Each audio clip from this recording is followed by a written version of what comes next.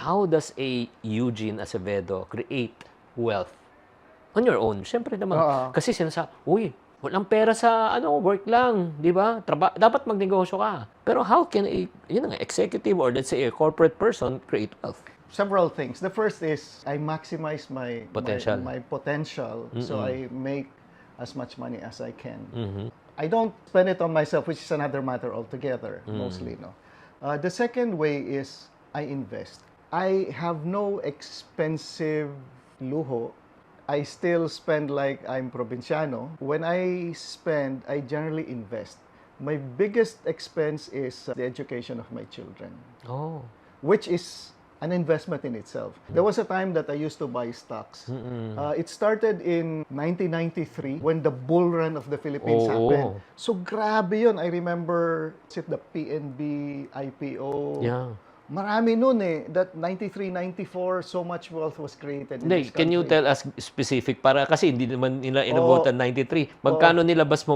Magkano naging Ay, ang daming dumoble. I remember, may mga tao ako nun sa operations na they would borrow money from their parents kasi I know naman how much yung sweldo nila. But kumuha sila ng allocation and they were able to double their money. At that time, aggressive yung stock market. Ngayon, unfortunately, hindi na. Nag-flat siya. For quite a number of years. No? And to be fair, even globally, the stock market is not that exciting. No?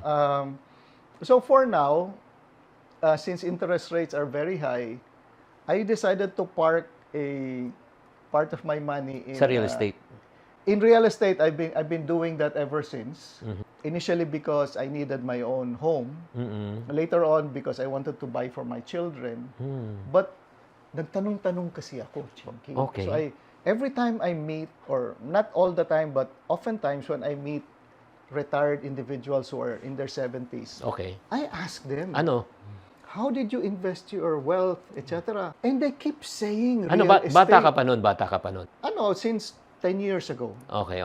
I'd be asking them, tapos sabihin, real estate. The fortune in this country has been from real estate kasi totoo yan. Ratchada is, for example, Ayala Alabang. I remember when I was a young trader, ang mura-mura pa nun. And then when I finally bought 10,000 per square, ngayon 200,000 plus na sa per Ayala square. Alabang, nakakuha ka ng 10,000 per square. Ang tagal ko na kasi bumili. But still, that's 10,000 before. Anong taon yun?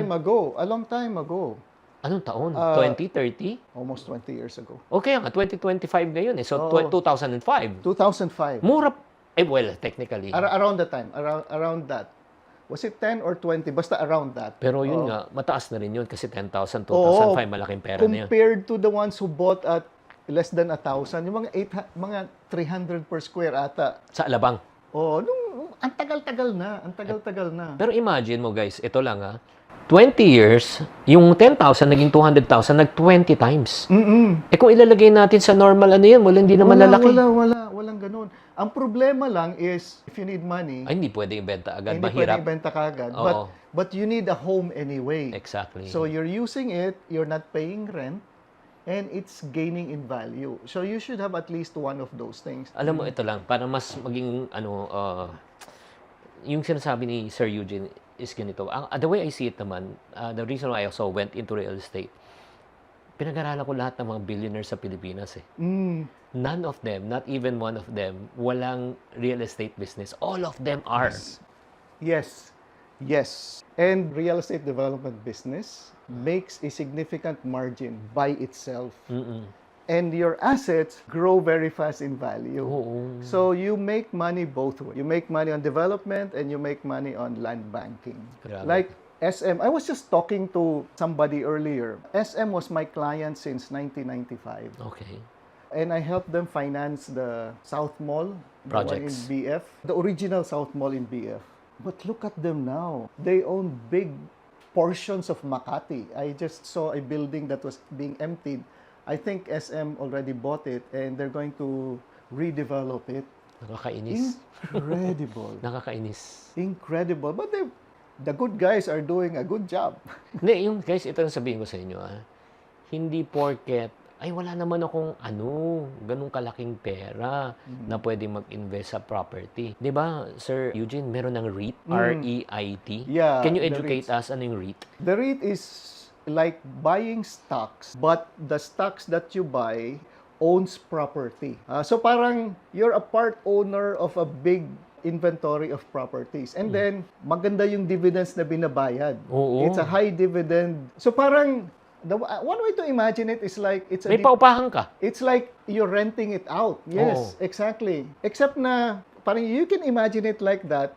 But the good news is, if you want to get out, you can sell. Anytime. You can sell Oo. anytime. So, the REIT is a perfect compromise because it's real estate, but it is liquid. And not only that, kasi as low as a few thousand pesos, pwede You ka can na makibakas. participate. Oo. And there are two ways to earn money sa REIT. Number one is through dividend. I think yung mga REIT shares nila, average, are you familiar kung ilang percent per annum? Mga, they're in mga 6% ata. Still, that's still good. 6% interest per annum. That's number one. That's already high time deposit rate. Number two, meron din siyang tinatawag na capital appreciation. Ang ibig sabihin, kasi in time, tumataas din yung presyo ng property. Or if not naman, pag tumaas ang share value, kunyari, piso mo nabili. Tapos after 2 years, 3 years, naging 2 pesos. Kumuha ka na ng dividend, tapos nagbenta mo pa, kumita ka pa ng 100%. Yun yung kagandahan ng... Yun yung maganda doon. So, the nice thing about REIT is it make real estate democratic. Oo. It makes it available Tingi. sa mga... tingi, sachet. Yes. Sinasachet yung real estate. Yeah. Guys, if you want to know more about REIT, kung gusto nyo malaman yung full-blown education, we have already someone who can help you. Si Rex Mendoza really shared yung start, paano yan. Just type REIT. I-send ko sa inyo yung links for you to know more. So, syempre pinag-uusapan na natin investment, pero na-create na tayo na sa investment na tayo, pero kalimutan natin, sir, yung handle. We want to know how you handle your finances. Paano ka ba nag-iipon ka ba? I spend much less than people at my level. Parang, sa pamilya kasi namin, my siblings call me the most kuripot in our family.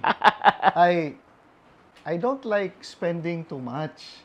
Kasi maybe because dumaan ako nung time na wala akong kotse. Oh. Nag-jeep lang ako for 3 years. Wow. I stayed in a non-aircon room in Pasunta mo. Oo. So I would take the jeepney to go to work. So because of that, parang you cannot remove that kakuriputan from me. So, and then, since I'm the eldest in the family, Ilan kayo magkakapatid? 5 kami. Ay, grabe. So I feel a certain responsibility. My father kasi supported us early on, and then at a certain point, my father's company wasn't doing well. So I still remember the time. I still remember na anything can happen. So I am extremely conservative with my spending patterns. So if I spend, I like some art, but it's for investment. I stay away from toys for big boys because that's not me. My definition of happiness would be watching a movie on Netflix or reading a book or tinkering with AI. Galing. My newest hobby now is arguing with AI. it's DeepSeek has this feature called DeepThink. Okay. So I'm doing my doctorate now in AIM. So when I can talk to my advisor or I can argue with AI. AI will argue with me about certain things, and that alone, I can do it for hours. Totoo yun. My God. Kinakausap mo verbally or type? You can but this one I'm typing kasi I feel weird talking to a machine. So I'm typing. Tsaka rin kasi parang I'm also processing in my head. Okay. So I type and then I wait. Kasi it takes a while for it to reason. It's called a reasoning machine. Tama. Those are my sources of joy. I go home, I have my cats. And Georgia, the only girl cat in the house, is the one who comes to me, and those are my sources of happiness. Friends, ito lang just to recap a little bit. Kung makikita nyo talaga yung purpose purpose of creating money, di ba? Handling money, investing money. Ang goal niya is hindi lang para sa kanya. Ang tingin ni Sir Eugene is the next generation. And did you know, the Bible says, a good man leaves an inheritance for his children's children. That's number one. The second one, ito rin, now, ano yung latest book na ilalabas mo? My last one was Reinvent and Outperform.